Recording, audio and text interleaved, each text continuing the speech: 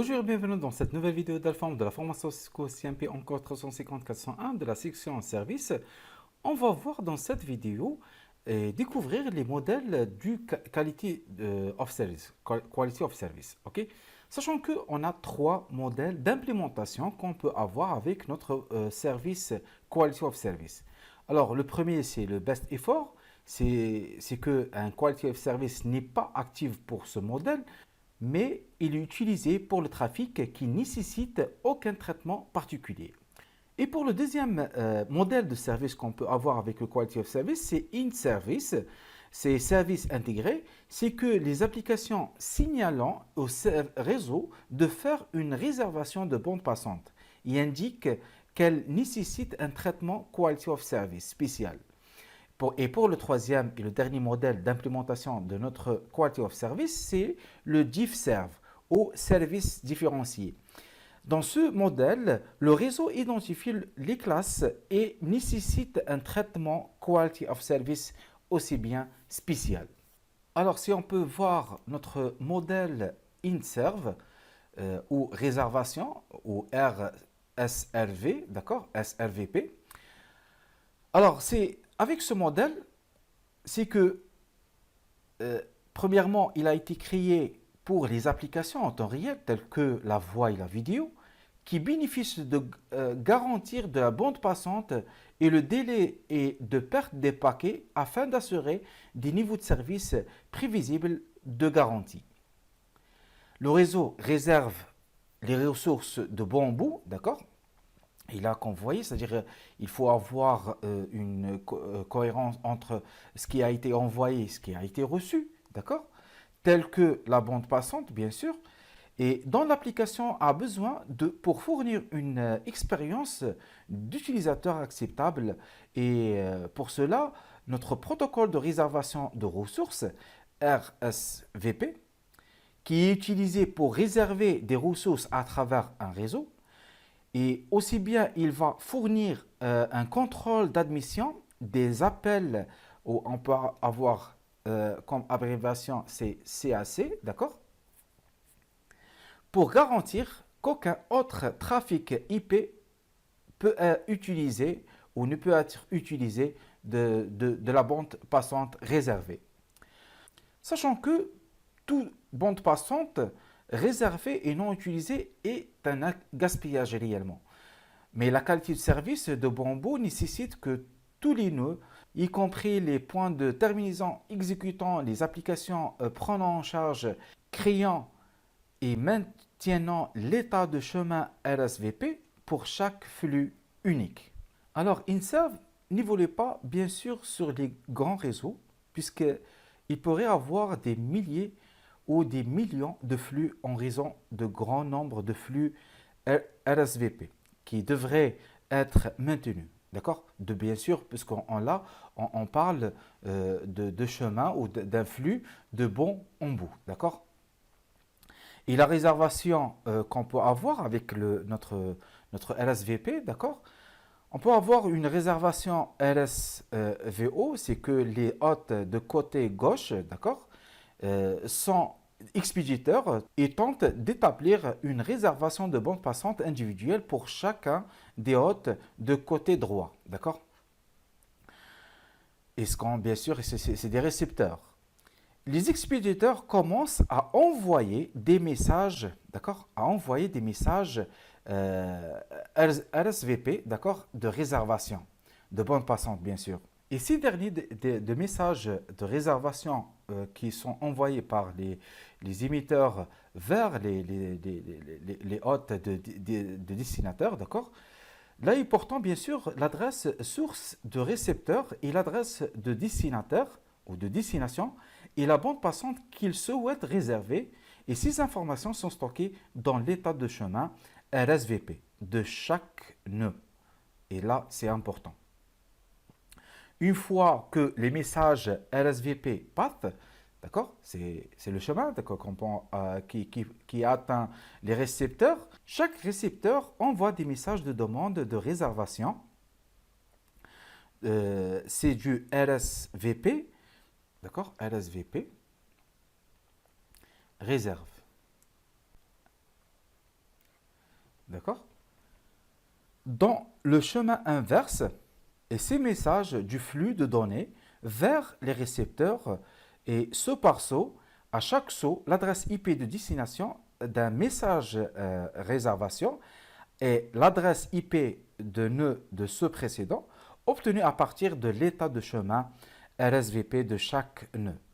Lorsque les messages RSVP réservent traversent chaque nœud, ils réservent de la bande passante sur chaque des liaisons pour que le trafic circulant de hôtes récepteurs vers les hôtes expéditeurs de façon fluide avec bien sûr les réservations demandées par les demandeurs de cette réservation.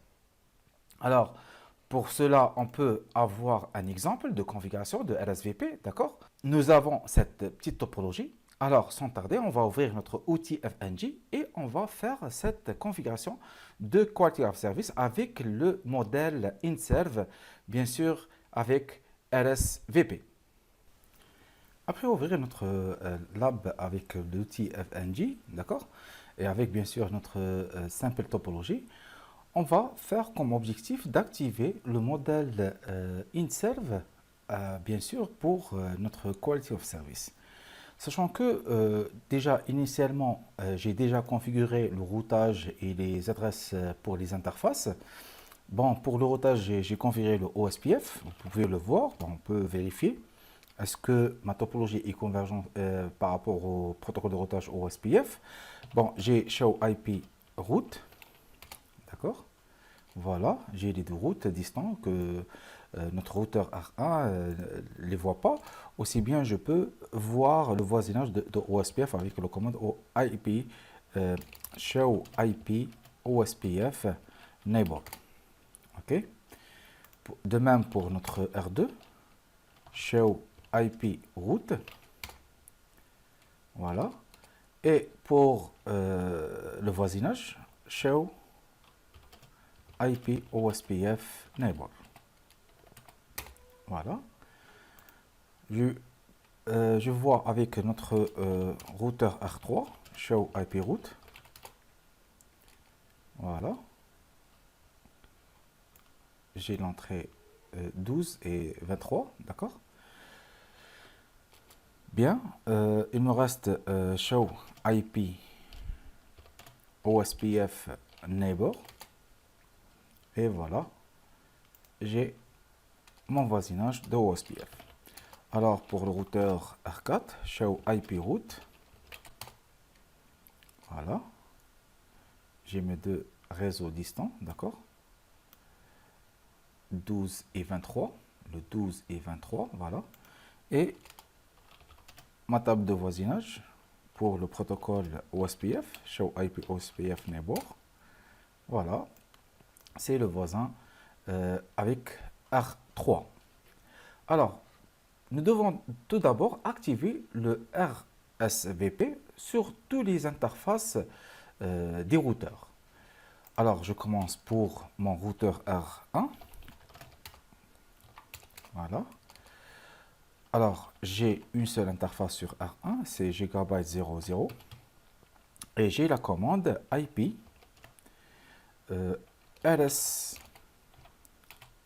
RSVP bandwidth. D'accord? Et je vais faire 128.64.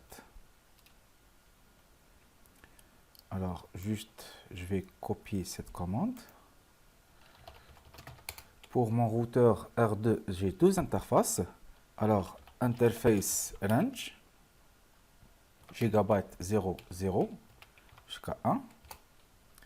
Et je tape ma commande pour qu'il puisse utiliser le modèle InServe. Alors, de même pour mon routeur R3, interface range, gigabyte 00 jusqu'à 1. Et je colle plutôt la commande pour configurer le modèle InServe. Il me reste mon routeur R4. Alors, interface gigabyte 00.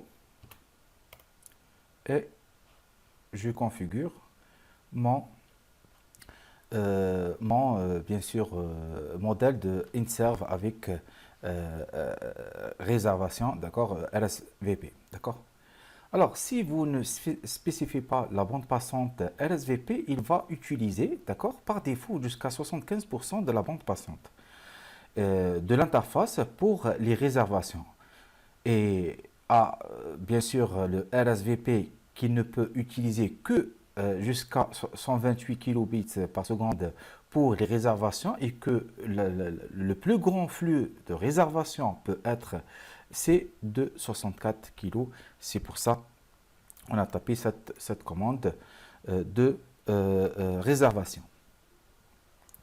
Maintenant, on va configurer notre R1 pour qu'il agisse comme un hôte de réservation afin qu'il envoie un message de chemin d'envoi RSVP. Alors, je vais en mode configuration globale pour le faire. Et j'ai la commande IP RSVP sender, ok, host, et je fais le mappage de plutôt la source, ma destination, pardon, c'est 192.168.34 et ma source sera c'est 192.168.12.1 avec un TCP, d'accord, et l'application que je dois faire cette réservation avec l'application Telnet, c'est du 23, et la source d'application n'importe quoi, et j'applique ma réservation, c'est 64 kilobits par seconde avec un rafale de au rate 32, d'accord. Voilà, ce que j'ai fait exactement, c'est une réservation entre la destination 192.168.34.4 et la source 192.168.2.1, d'accord. Bien sûr, en utilisant le port de destination, c'est le TCP, avec le port 23, c'est le Telnet, et le port source, c'est du 0, d'accord. C'est-à-dire qu'il qu'il peut s'agir de n'importe quoi, de n'importe quelle application, et le débit binaire moyen est de 64 kilobits par seconde avec un rafale maximum de 32 kilobits par seconde. Voilà, si je veux voir mon RSP, d'accord, avec bien sûr notre R1, show IP RSVP sender. Voilà, nous voyons que ma réservation elle est prise sur notre routeur R1. D'accord. Et maintenant, on va configurer notre routeur R4 puisque c'est le destinataire. D'accord. Alors conft, pardon.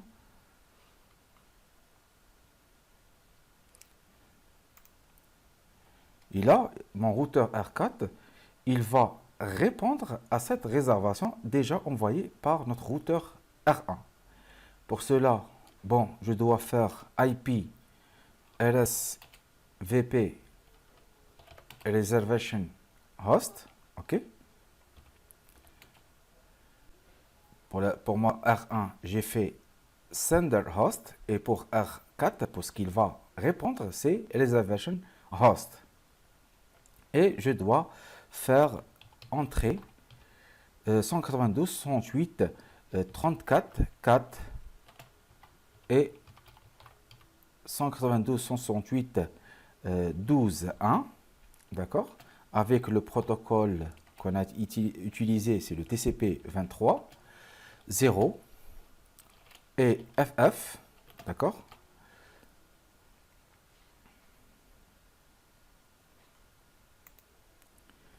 Alors là, je peux choisir entre une charge contrôlée ou un débit binaire garanti. Et comme on a déjà dit dans le cours que garantie signifie que le flux aura une bande passante et un délai garanti et la charge contrôlée garantira la bande passante mais pas le délai. Alors là, je dois choisir Elate, d'accord, Elate, et je fais 64 avec un rafale de 32. Très bien. Si on peut vérifier ça, show IP RSVP, d'accord, reservation.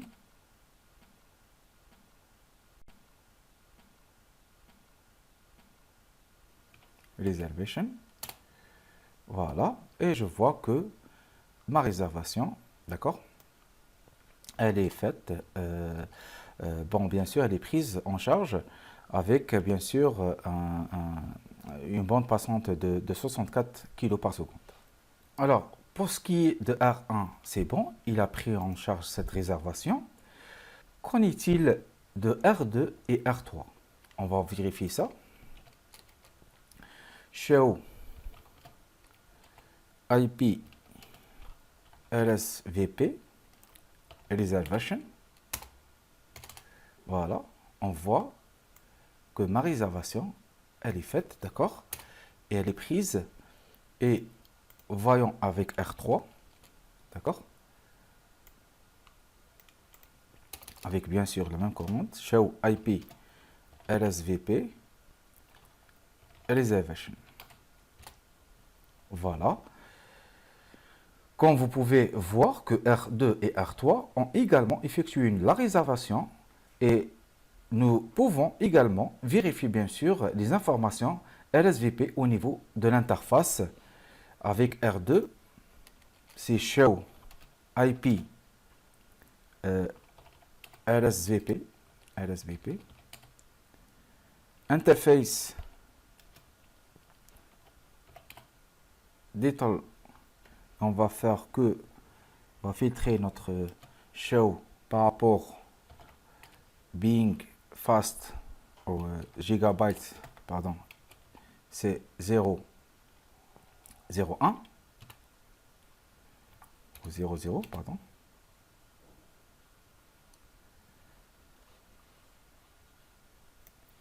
Alors, show IP reservation interface detail, ok. Et là, nous voyons que, d'accord, ça marche avec cette commande, que notre gigabyte 00, elle est up, et là, il n'a pas fait une allocation, il n'a pas fait, puisqu'il n'y a pas de trafic, puisque c'est de réservation de bout en bout, d'accord.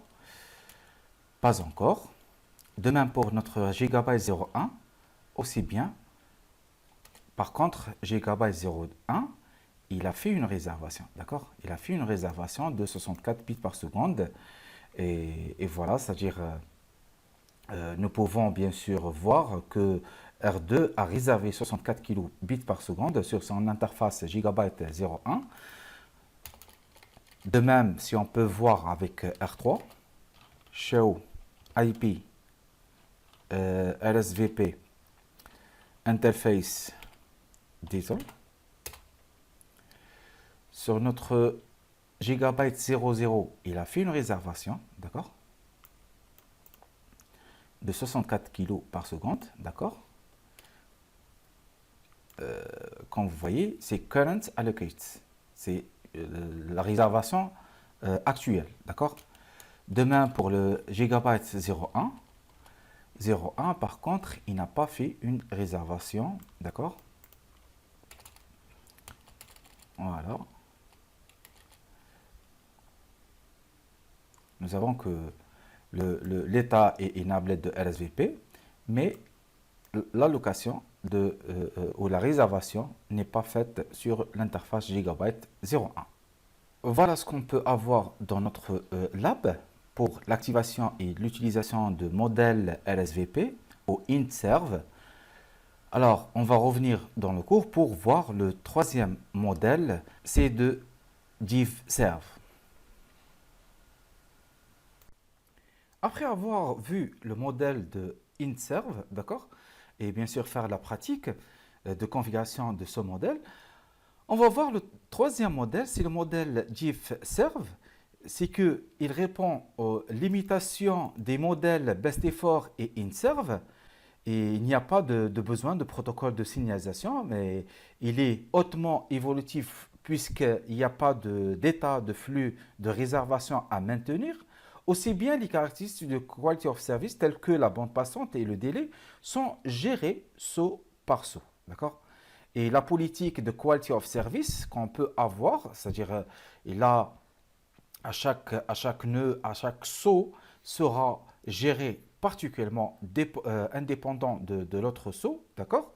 Et la politique de quality of service sont définies indépendamment sur chaque appareil du réseau.